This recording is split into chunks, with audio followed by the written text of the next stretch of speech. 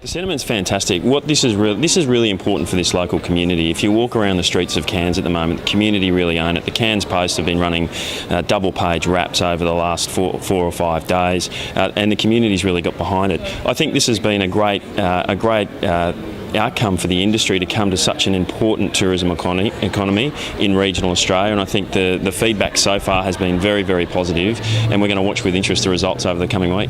And it's obviously been really tricky. The Australian dollar's been very high for a long time. What are you doing to try and get Aussies to travel in Australia? Well, look, I mean, Australia is a great country to visit, as we all know, and that's really primarily the responsibility of the state and tourism organisations, who are doing a great job at making Australians fall in love with Australia. And we're seeing some good results out of domestic tourism. Our focus, which is international tourism, has seen a great year. 6.4 million visitors, $28 billion in expenditure. So it's been a very good year. China, number 2 on the list pretty quickly. That's probably going to go number 1 in next 2 or 3 years. Look, China's experiencing unprecedented growth. We've seen that. But the important thing also is that we've also seen very good growth coming out of our traditional markets again. The USA is back up 5%. The United Kingdom's had a very positive result for the first time in about 6 years, off the back of things such as the British and Irish Lions, which didn't go our way, but it certainly served to drive tourism numbers. So the balanced portfolio approach seems to be working very well. Any other big events coming up? You do a lot of road shows selling Australia to the whole region and the world, and what's new for you at the moment? Well, look, we've had a very busy time. We've had Australia Week in China, which also had a business event showcase and an investment roundtable, and obviously ATE is our big focus for this short-term period. So it's been a very busy time of promoting Australia offshore.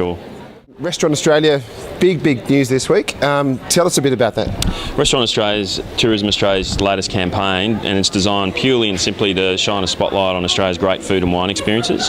What we know from our consumer research is that the world now travels on its stomach, and Australia suffers from a misconception by people who haven't been here that don't necessarily rank our food and wine experiences as highly as after they've been here. So that's what Restaurant Australia is designed to do.